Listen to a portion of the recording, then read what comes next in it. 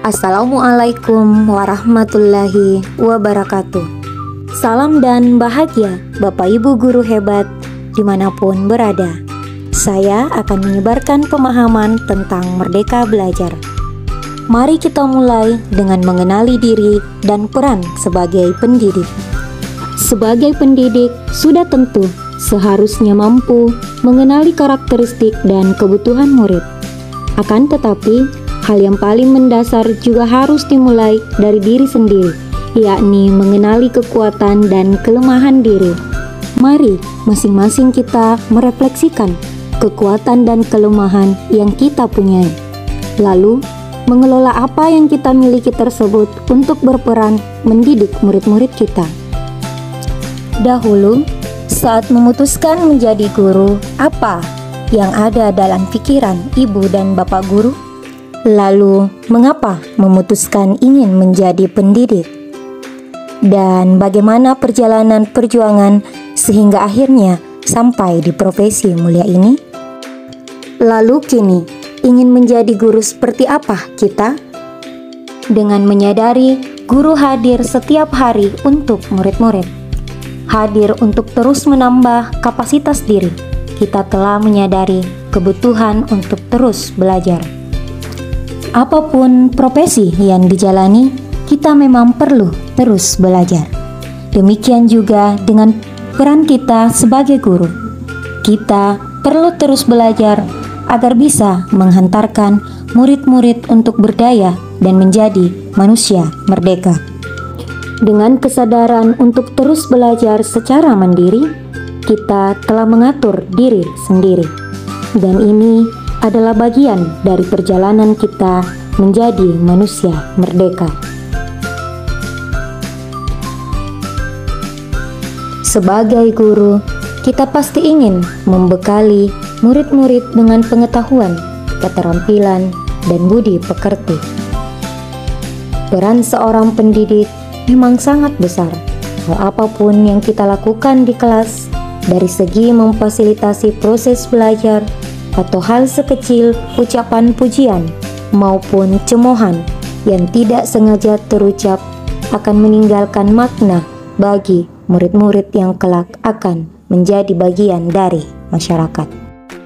Pada bagian mendidik dan mengajar, kita menyadari bahwa sekolah atau satuan pendidikan seringkali dipersepsi sebagai tempat mengasah kecerdasan kognitif semata. Sementara kehidupan kita percaya tidak hanya memerlukan kecerdasan kognitif, ada kecerdasan dan keterampilan hidup lain yang diperlukan untuk menjalani hidup. Kita percaya bahwa sekolah dan pendidikan merupakan bekal untuk murid kita mengisi masa depan. Pada bagian selanjutnya, pendidik diharapkan mampu mendampingi murid dengan utuh dan menyeluruh. Tidak ada individu yang sama, dan zaman selalu bergerak dinamis. Demikian halnya pendidikan bergerak dinamis menyesuaikan keadaan yang terus bergerak begitu cepat. Sebagai guru, perlu mengantisipasi dan membaca arah perubahan tersebut. Perubahan zaman merupakan keniscayaan yang tidak bisa kita cegah. Zaman berubah, cara mendidik dan mengajar pun menyesuaikan demi murid-murid kita.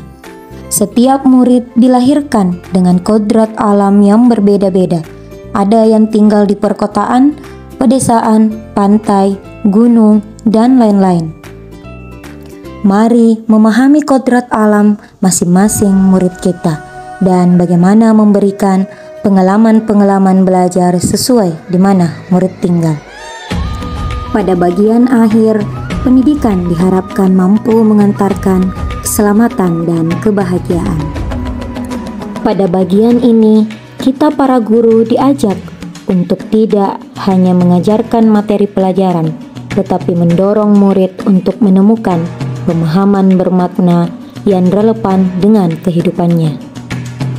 Ki Hajar Dewantara mengenalkan sistem AMONG sebagai suatu metode pendidikan yang menekankan pada proses pembelajaran yang dikenal dengan Ingarso Suntulodo, Imadyo Mangunkarso, dan tuturi handayani.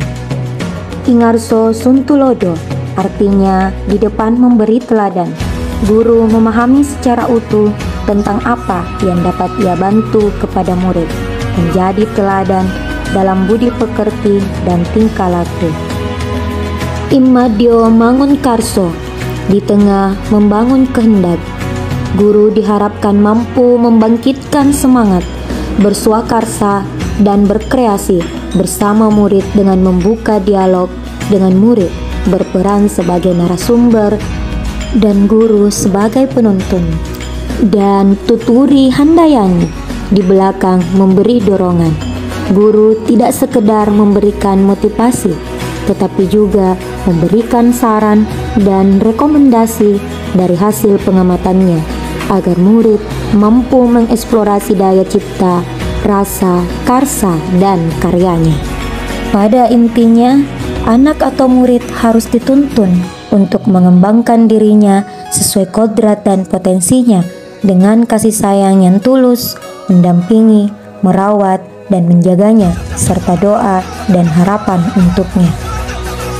Ibu dan Bapak guru hebat, mari kita bersama-sama terus belajar demi meraih tujuan pendidikan menjadi manusia merdeka, yang kelak akan menuntun murid-murid kita menjadi manusia merdeka pula.